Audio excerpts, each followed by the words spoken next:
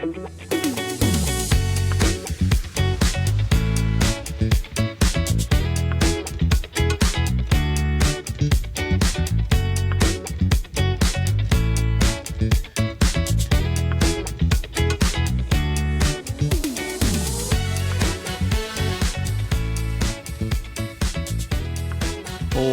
to the Justin Strawn Podcast. I am your host, Justin Strawn. Glad to be back with you bright and early on a Friday morning, guys. It is about 2:30 in the morning. I woke up and could not get back to sleep and started doing some things around the house and decided to go ahead and get an episode in real quick. I know Thunder and Lightning is not going to be doing a normal episode. They do have an interview for you guys. So I thought maybe you guys might need something from me this morning just to kind of get you through your day. So a couple of things before we get started on the show. Obviously, if you haven't followed on all the social media platforms, TikTok, YouTube, Twitter, Facebook, Instagram, whatever, I'm posting on all of them. So if you could do me a favor and follow on all those places, it would help me out a whole lot in terms of getting the show out into the ears of new people. If you are listening on a podcast catcher, a podcast app of some sort, that would also help if you could follow and subscribe on those. If you're watching on YouTube, hit that subscribe button as well, because I do have a lot of people who end up watching it, but not as many people subscribed as I have watching it. So if you are watching it on YouTube, it would help me out a lot if you could go ahead and hit that subscribe button. And also, if you are on any type of podcast catcher, like I said earlier, if you could also rate and review, those things would help me out a lot, because it just kind of puts your show into the algorithms a lot more when you do so. So, like I said, if you could just do me a favor and help me out there, that would be really beneficial to me. So, all right, let's go ahead and get into this. Don't have a ton of Mississippi State stuff to talk about. There was the schedule reveal for 2026. We've known the opponents for quite some time. We just didn't know what order they would be played in, but we have that now, so we'll talk about that at the top of the show for Mississippi State. And then we're going to talk a little bit about the college football playoff, who got screwed, who didn't get screwed. We'll talk about that later on in the show, and we'll finish up the show by talking about the first two Knives Out films, because the third one is coming out today on Netflix. If you were one of the lucky ones and got to catch it in theaters when it came out right around Thanksgiving, lucky to you, because unfortunately it did not come out in my neck of the woods in theaters.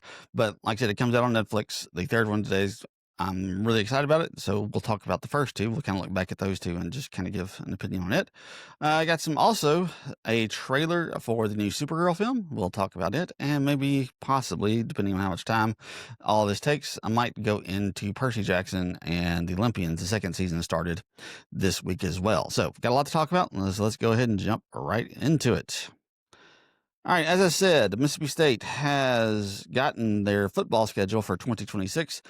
And also, like I said, we knew the opponents for a while. We've known who Mississippi State was going to be playing for quite some time. I don't remember when we found out who the actual teams that they would be playing were, but it was a while back. We just didn't know the order in which they would be playing them. Look, we knew it was always going to be tough. Mississippi State and the rest of the SEC was moving to a 9-game SEC schedule, so they only had 3 non-conference games starting next year. They only got 3 non-conference games, and they will also rotate years in which they play 5 home games and 4 road games. So Mississippi State is one of the ones that starts off with 5 road games and 5 home games, next year. And then in 2027, they just swap the schedule. It's just like they did these past 2 years. 2024, Mississippi State played everybody they played in 2024 again in 2025. They just swapped home and home. So let's go ahead and get into this. September.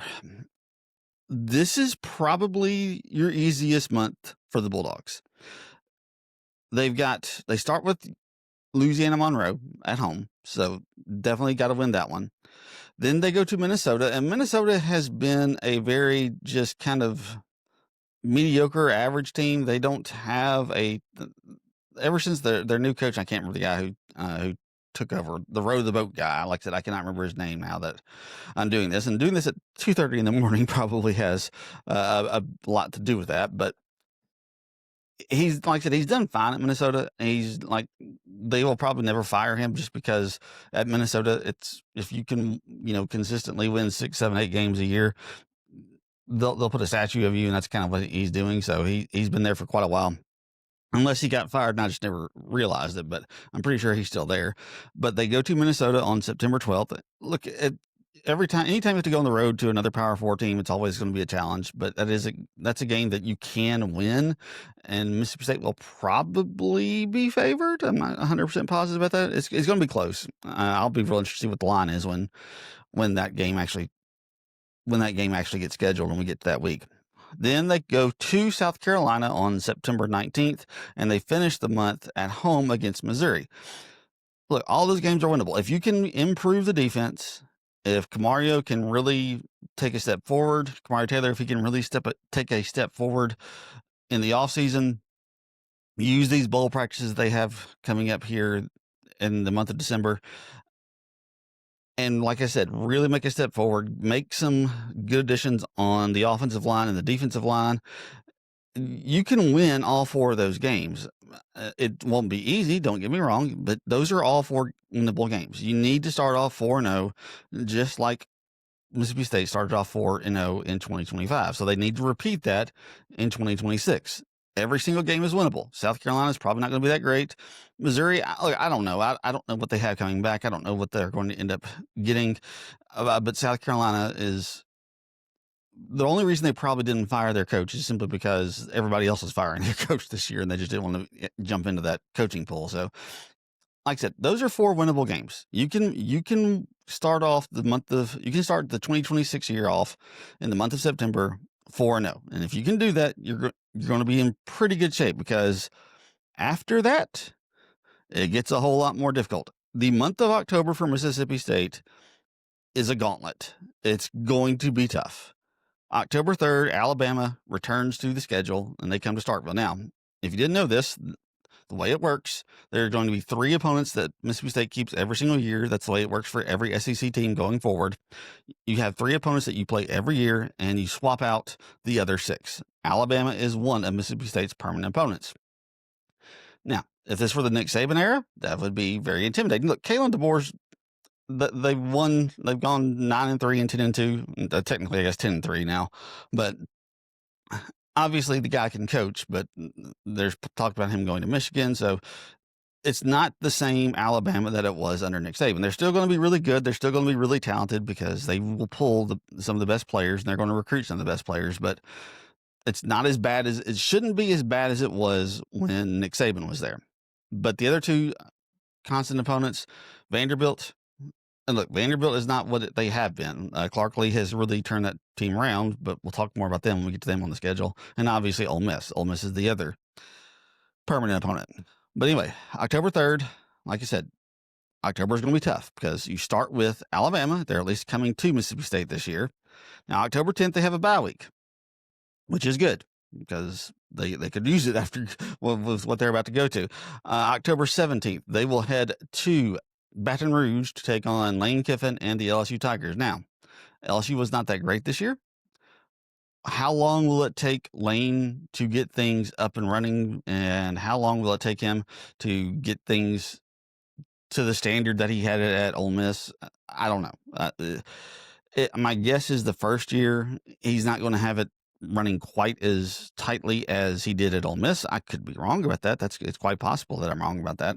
LSU's got plenty of money, so they supposedly have made a serious commitment to the NIL so that he can get some people in on the transfer portal. I don't know. I really don't know what they're going to be like. So, but we'll see. But you're going to Baton Rouge on October 17th. October 24th, Oklahoma comes to town. Now, ever since Brett Venables took over at Oklahoma, the only time that they had a really decent offense was when our coach, Jeff Lebby, was there, and they had a really dynamic offense on the field with a really dynamic quarterback in Dylan Gabriel.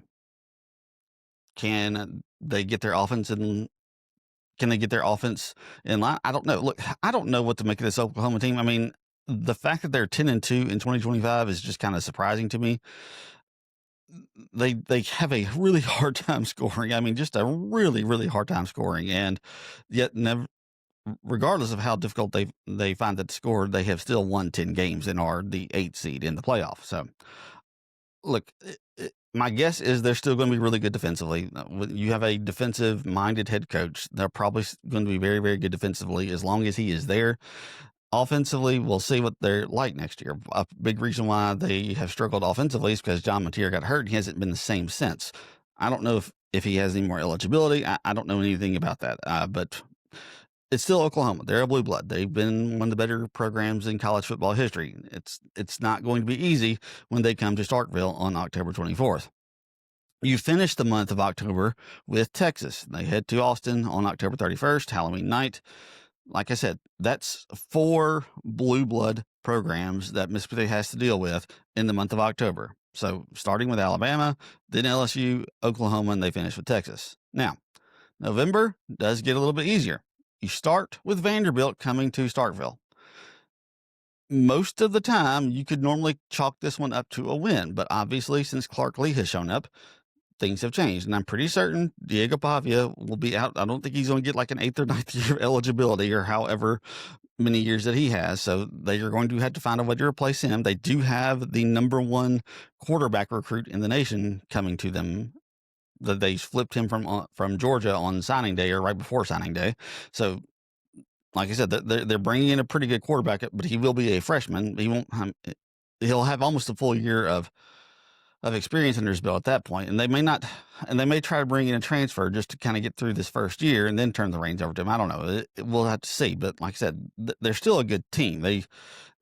They're more than just Diego Pavia, but we all know that when you lose a generational quarterback like that, a guy who is probably second in line to win the Heisman, but he's really, really close behind Fernando Mendoza. That's the line is pretty. The betting odds are pretty close to each other. So, like I said, I'll be very interested to see what Vanderbilt is like. Like I said, most years you could chalk this one up to a victory. This year, I don't know. It doesn't. It's not going to be quite as easy. Like I said, with Clark Lee still being there, we'll just have to see. I mean, they're not going to be able to be 10-2 every single year. I mean, that's just not feasible, even for this day and age in college football. Vanderbilt's not going to be able to be 10-2 every single year, but they can still be good. So we'll see. November 14th, Auburn. We will have Mississippi State will be hosting the Auburn Tigers.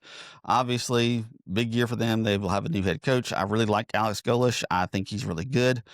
Will they be able to turn things around completely in year 1? I don't know. Maybe, maybe not. We'll see. I really don't know what to expect from them. I expect a lot of new faces on that Auburn team. Obviously, Jackson Arnold has re-entered the transfer portal, so he'll be looking for a new home. Like I said, I don't know. I will just have to kind of wait and see on that. November 21st, the week before the Egg Bowl, Tennessee Tech comes to town. Should be an easy win. That's one that you got to get. And then obviously on November 28th, Mississippi State will head to Ole Miss. And who knows what Ole Miss will look like. Look, I don't know what the Pete Golding era at Ole Miss is going to be like. I have no idea. A lot of Ole Miss fans were really pumped up because at his first press conference, he's cussing and he can't control, saying shit all the time. So I hate to cuss on my podcast, guys, but I also hate saying S word. And like that, like everybody's like, yeah, that's my guy. Yeah, he's a football dude. Yeah, we like that.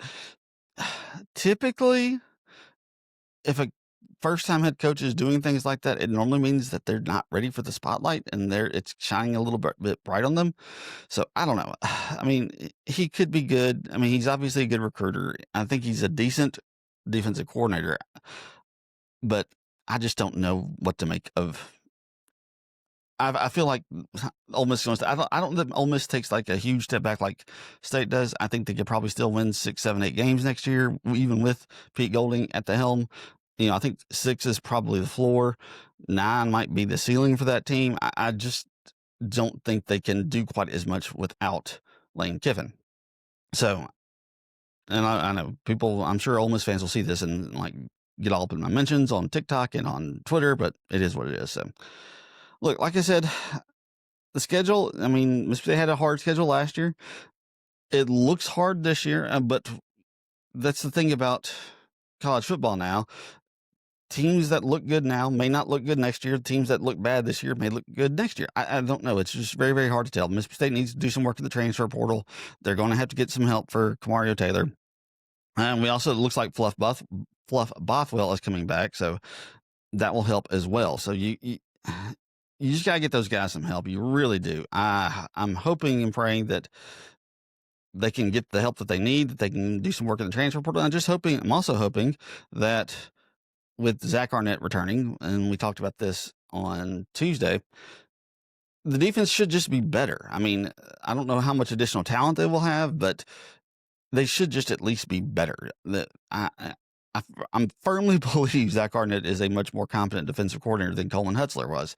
So I feel pretty good about that. And if you can just get the offense, if the offense can score, around 30, 35 points a game, and the defense is limiting teams to just 28 points. I mean, 28 points is not great, but if you can just at least bring the amount that you're giving up down, that would be huge, and not make so many bad turnovers. That was one of the problems that Blake Shapen had, was he made a lot of turnovers. Now, part of it wasn't his fault because he ended up having to rush his throws, or he just got crushed when he was in the backfield.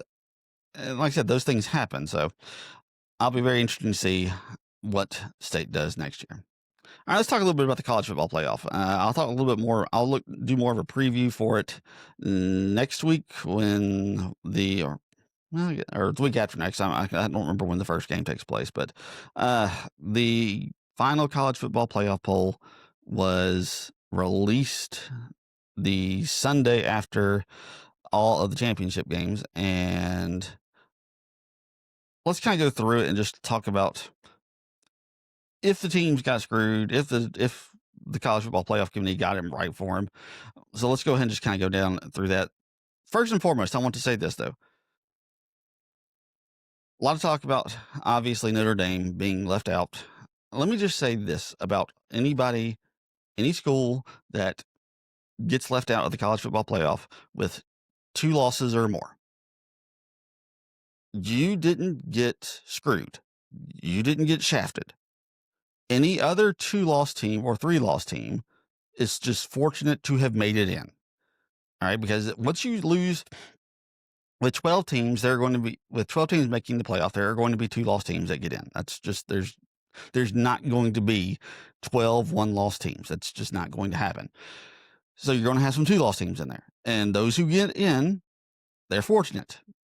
Because once you start getting into 2 losses, once you start having that number of losses, you're talking about flawed teams with flawed resumes, and everybody's just going to start cherry picking the stats that they want about strength of schedule, about best wins, about best losses, about worst wins.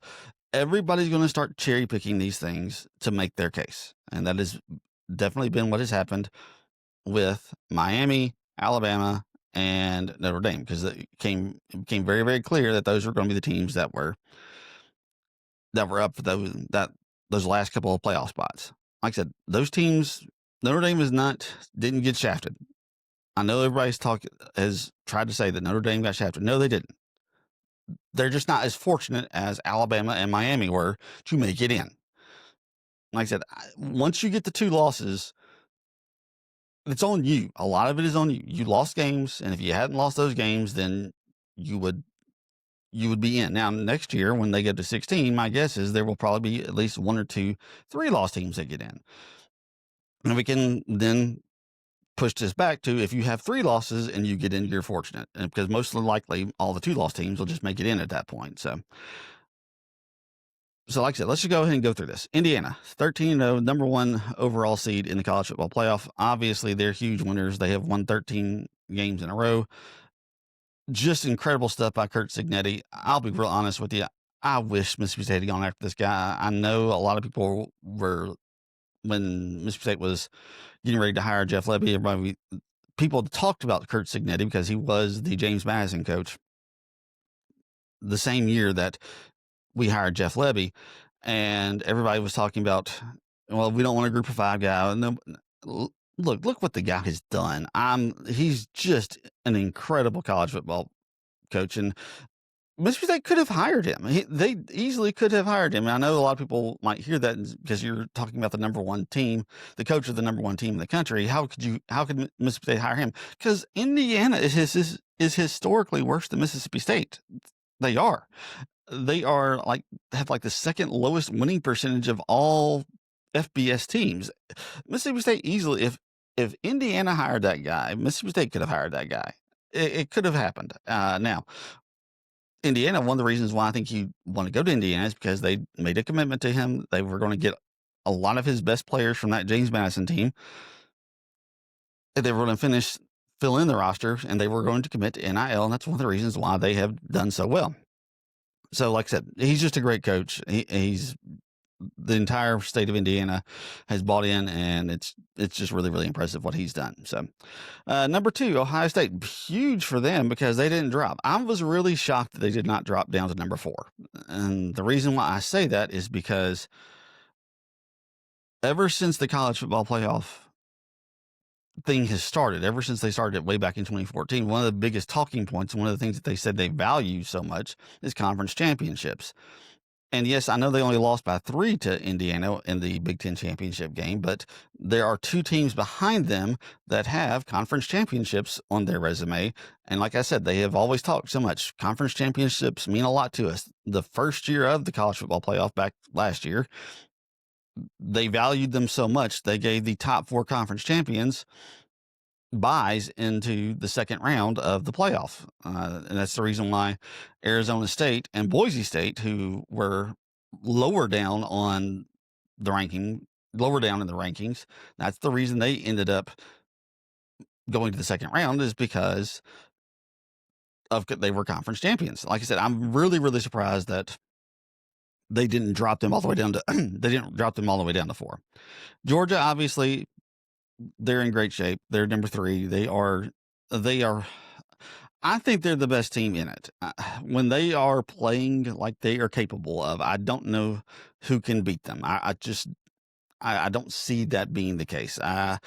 Indiana is really good. Ohio State's really good. Texas Tech is really good. But I think Georgia is probably the best. Now that they have to play like they're capable of, and they don't always do that. And they really honestly weren't doing that all year until they played Mississippi State, and that seemed to unlock something in them, and they've been just juggernauts ever since.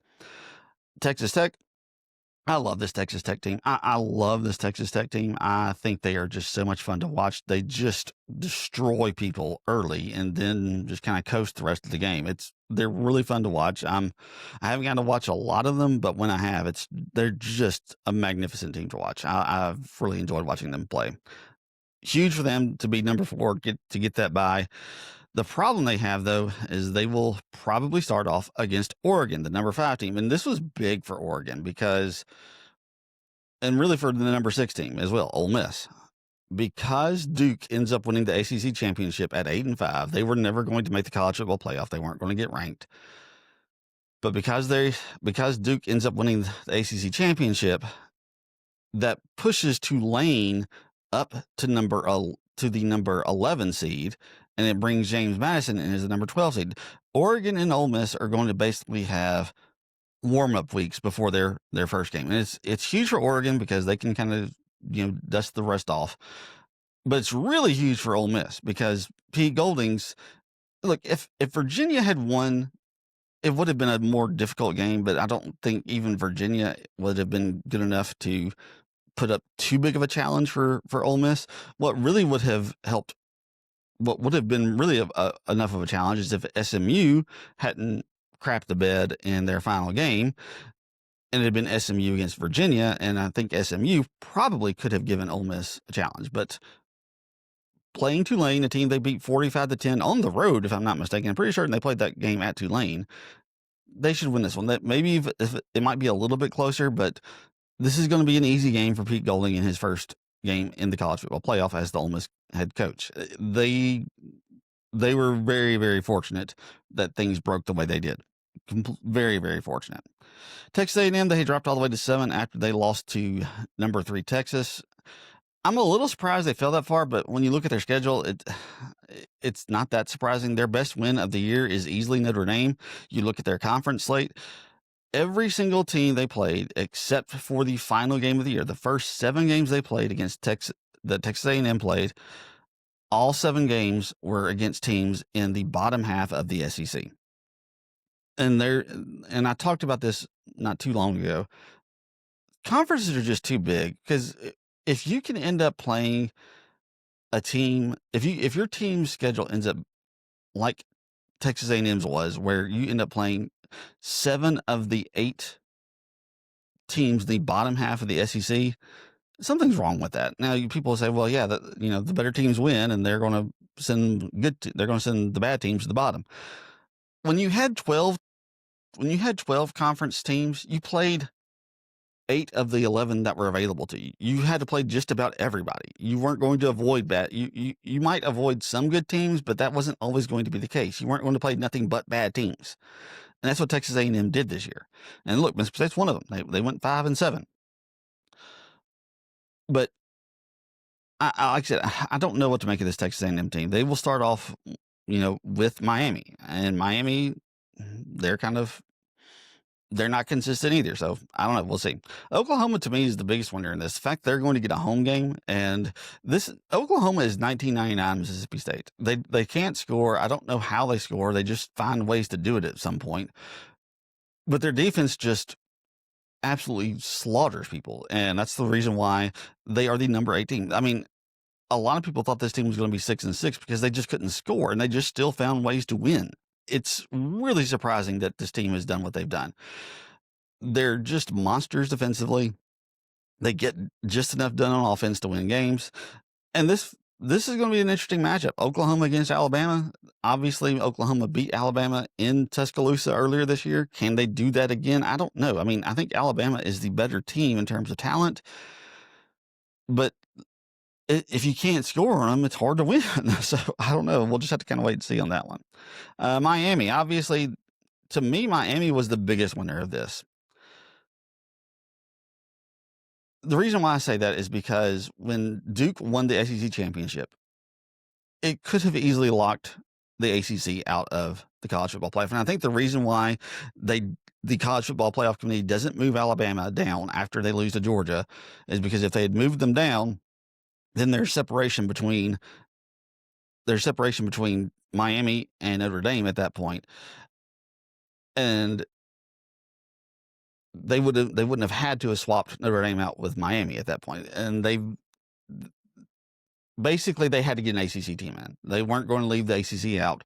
And the only way that they could get an ACC team in there, based off of the logic they have said in the past, is until they were right next to each other, they couldn't use the head-to-head, which is stupid and dumb. It is. It's stupid and dumb, but they said they couldn't use it until they got right next to each other. And once they did, they swapped them. So, and that's the reason why I think Miami is the biggest winner, because if Duke doesn't win the ACC championship, I don't think Miami is in the college football playoff. I think it's Notre Dame at that point. I firmly believe that. Maybe I'm wrong, but that's just kind of what I feel like how this thing would have gone down had Duke not won the ACC championship. I think they're the ones who kind of screwed this up for Notre Dame. And look, like I said, Notre Dame, I know they're crying. And the fact they didn't go to a bowl game, shame on you guys. You got players that could have played an extra football game, that probably would have loved to play an extra football game. They're graduating, will never play football again in their entire life, and you're throwing a fit because you didn't make it in the college football playoff. You could have played in the Pop-Tarts Bowl against BYU, who is the number 12 team in the country. It would have been a great game. It would have been a fun game. I love the Pop-Tarts Bowl. I wish the SEC had a tie into the Pop-Tart Bowl. That way, if Mississippi State doesn't ever make the playoff, maybe they could shoot for the Pop-Tarts Bowl. It's a fun bowl. So shame on you, Notre Dame. Shame on you for not sucking up your pride and going and giving your players a fun trip, a fun bowl against a good team to showcase and say, hey, look, this is what you could have had. But no, you decided not to do that. So BYU honestly might be the other really the only team that I might say that got shafted. The fact they were 11-1 going into the Big 12 championship, and the only way that they were ever going to make it into the playoff was to win that game. They only lost to one team this year, to Texas Tech. The problem that BYU had is when they played Texas Tech. They got crushed both times.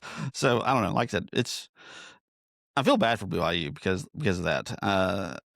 It feels like if any team feels like they got a shaft, it's them. But like I said, they still had 2 losses, and if you end up losing 2 games, like I said, you're just not fortunate like the other teams are. So we'll take a look at the first round matchups when we get a little bit closer to them. I'll give you my predictions on who will win.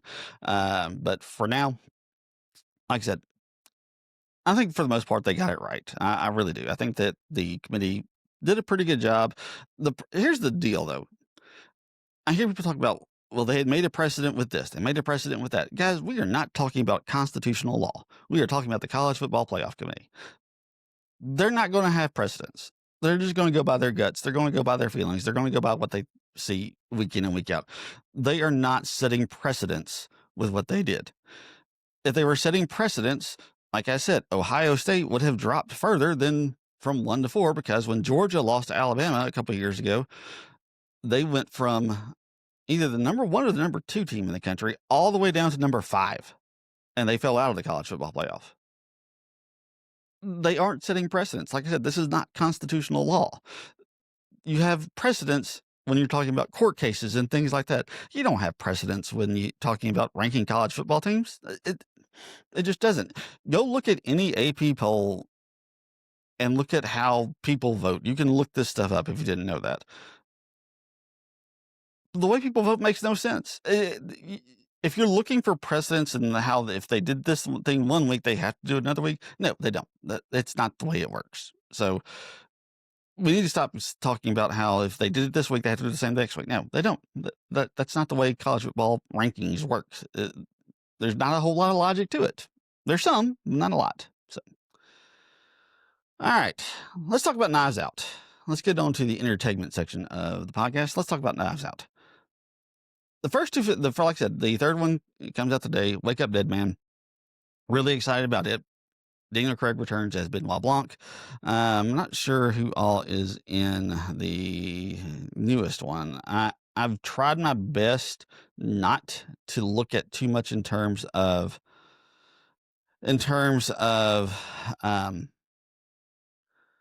trailers and things like that, just simply because I wanted to kind of be surprised going into it and want to know as little as possible going into it as well. But it's got a good cast. It's got Kaylee Spaney. She's kind of been rising at the ranks recently. Andrew Scott has been one of the better actors recently. Mila Kunis, Jeremy Renner, Thomas Hayden Church, Glenn Close, Daryl McCormack, Josh Brolin. So you got a whole bunch of, it's another stacked cast that you, just like you had with the first 2. But what I'm very interested to see with this third film, and it has gotten really good reviews so far. It's currently sitting at 93% on Rotten Tomatoes, 7.9 on IMDb, Letterboxd rating of 4 out of 5 so far. But what I want to see is Rian Johnson continue to put similar themes into this film. Look, if you want to go into the Knives Out films, especially in those first 2, this is definitely true. It's just a fun murder mystery movie. You can do that, but there is a lot of stuff that he packs into it that's very subtle that you might not catch if you're not paying attention, if you're not paying really, really close attention. He's making a lot of statements about the elite class, about the upper class. He's making a lot of statements about, especially in that first film, he's making statements about the hypocrisy of people who call for immigration reform. He's making a lot of statements about how the upper elite, the 1%, how so many of them rely on other people and build their wealth and their status upon the backs of other people. That's what a lot of that first movie is all about. The second movie, there's a lot of similar things in it, but the difference is, one of the things that strikes me so much about the second film in Knives Out is how much the multi-billionaire, the guy that everybody thinks is a genius, how he just steals from everybody else. I mean, that's one of the things that he points out when he is basically showing everything at the very end of this. Miles Braun paid for everything. He just paid for everything. He doesn't create anything on his own. He just buys it from other people and has other people do it for him. He's not the genius that people think he is. He doesn't get anything. He doesn't come up with anything on his own. And what makes this work so well is basically the second lead in these, because obviously these are Daniel Craig films. The second lead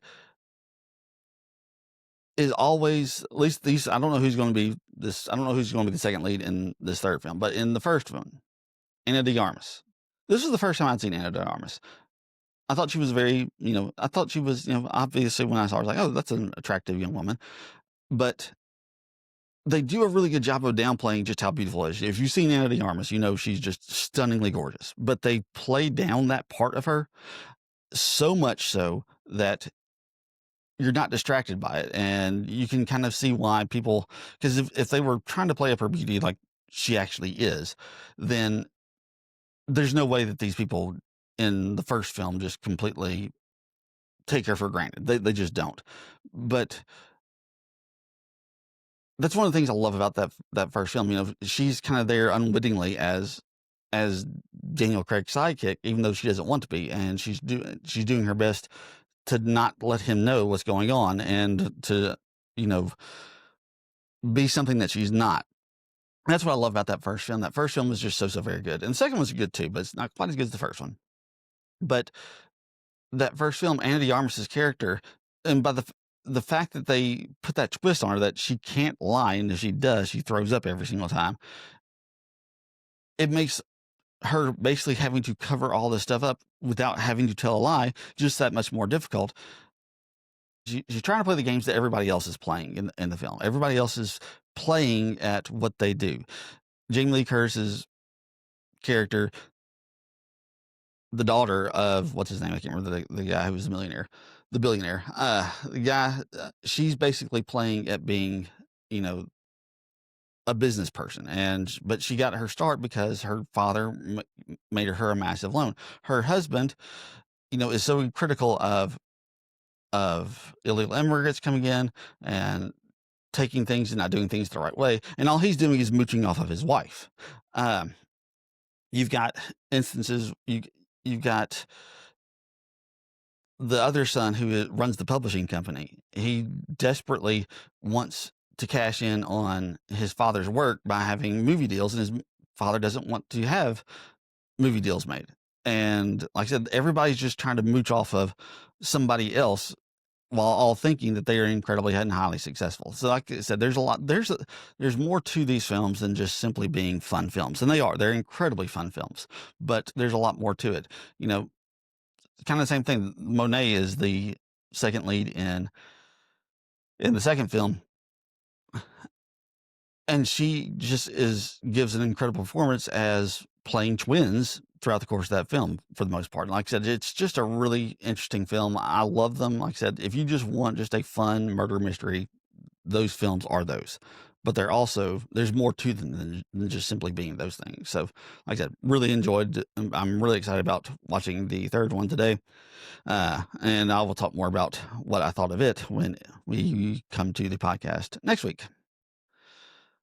One other thing I want to talk about, we had a teaser trailer for the new Supergirl film that comes out June of 2026, excuse me.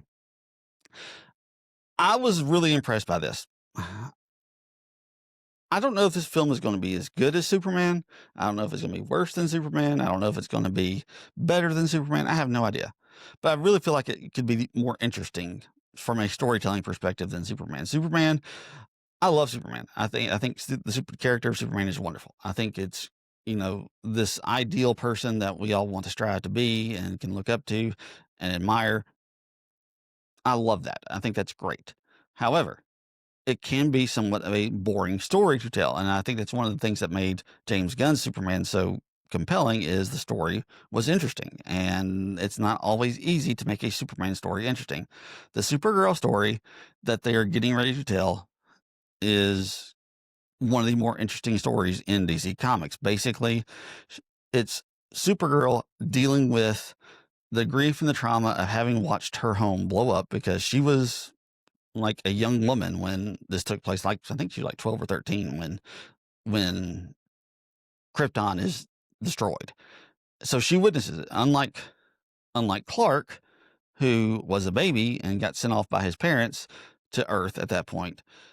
So she remembers what it's like, but she was also tasked to watch out for her cousin because she was the older one at the time. And so she was supposed to watch out for him, protect him, and be there for him, and to kind of be what Clark is on Earth. She was supposed to be the protector. She was supposed to be the one who was looking out for him. But because of I forget exactly what it was. It's been a long time since I've read the comic, and it's been a long time since I saw the Supergirl show. But something happens, she gets stuck in time or something like that. I don't remember exactly what it is. But by the time she makes it to Earth, time has flown by. She, like I said, she gets frozen in time somehow. And Clark is now the guy who has been there for like a decade and saving people and being the hero.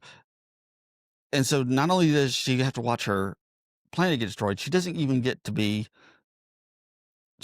fulfill the mission that she was sent to Earth to do, which was to protect her cousin and to protect the world that she is going to. And now they did some retconning with the Krypton story, so I don't know how much that's going to still be in play with Supergirl as well. So I'll be very interested to see how that works out. But the very last line of the trailer, I think, just is what really hooked me into being excited about this film.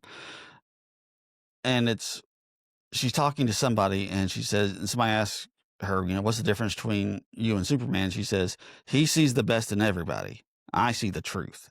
Like I said, that's the type of stuff that just really gets me. So I'm really excited about this. I think it's going to be a great film.